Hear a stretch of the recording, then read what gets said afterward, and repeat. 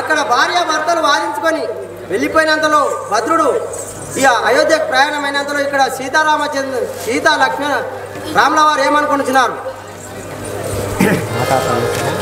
నాథ ప్రాణేశ్వర ప్రాణేశ్వరి నాథ వందనమిదే గై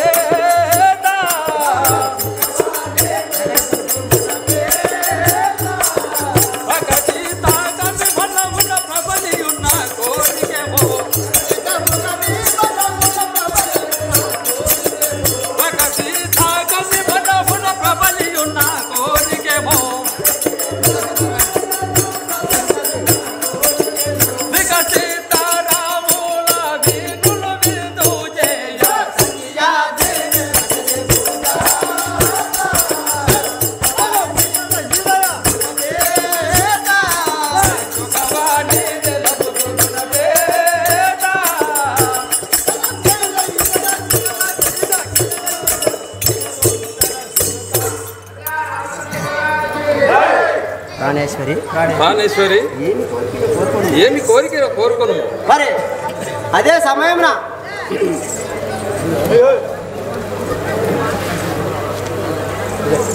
ప్రాణేశ్వర ప్రాణేశ్వరి ముని కన్నెల చూడగోరి చాలా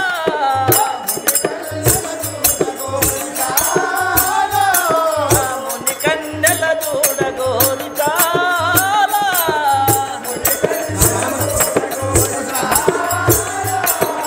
మనమున దవిలుండే ప్రాణాలో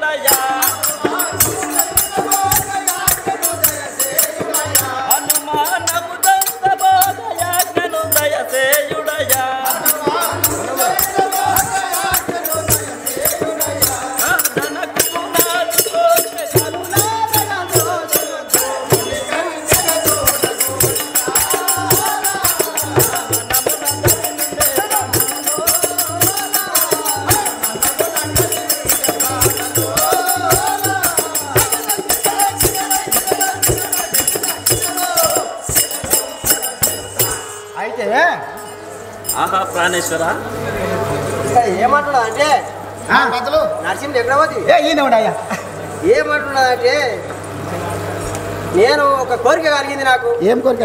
అప్పుడు అరణ్యం పోయినప్పుడు మునికన్యలను చూసిన కదా, ఆ మునికన్యలను ఒకసారి చూసి వస్తా, మళ్ళీ పోయి చూసి వస్తా అంటున్నది. మరి ఏమంటున్నాడు? ఆయన ఏమంటున్నాడు వినాలి కదా. పదునాలుగు సంవత్సరాలు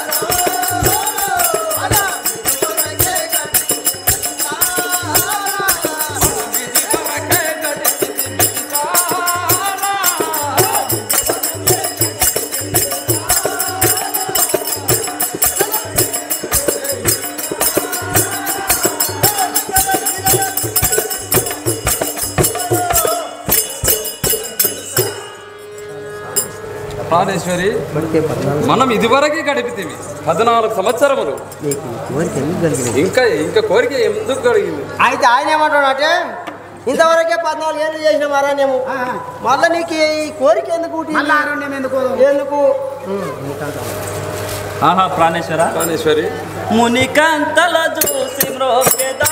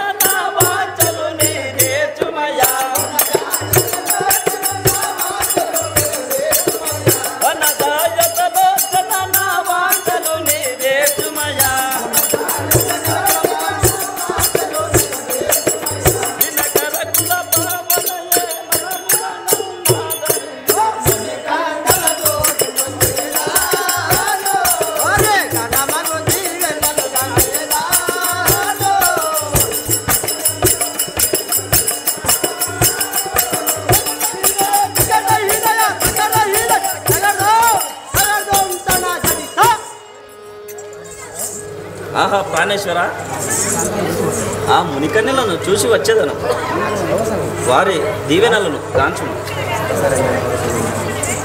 నీవు కోరుకున్న విధము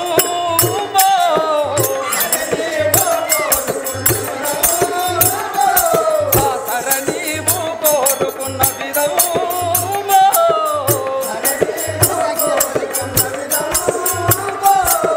సరసి జాతి అని పెదని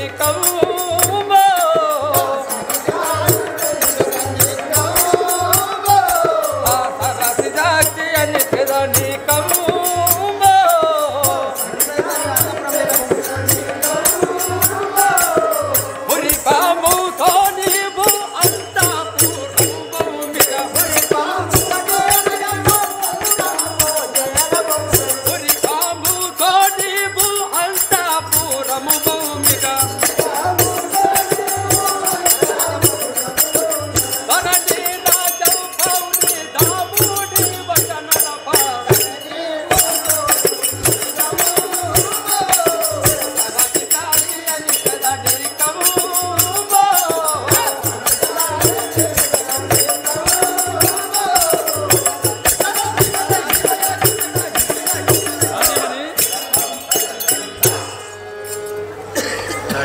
ప్రాణేశ్వరి నీ కోరిక ప్రకారమునే తోలిచేదరు. అయితే నరసింహ ఎక్కడ వారు ఏమో ఈ రామాయణ ఏమైందంటే ఆమె అరే నేను చూసి వస్తానది ఎవరైనా పెళ్ళ మాట కదంటారా? సరే ఇక పోదాం చూద్దాం టైం చూసుకొని నువ్వైతే అంతఃపురం పో, నేను అక్కడ భద్రుడు రాజ్యంలో కోయడు ఆలోచన చేసి తోలిస్తాను నేను మాత్రం తప్పక పోదాం. ఇక సరే నువ్వు ఆరణ్యం పోతా అంటున్నావు మరి మునికన్నెలు చూసొద్దువు అని చెప్పినంతలో అప్పుడు సీతాదేవి అంతఃపురం వెళ్ళినంతలో భద్రుడు అరుదేసి ఏమంటున్నాడు,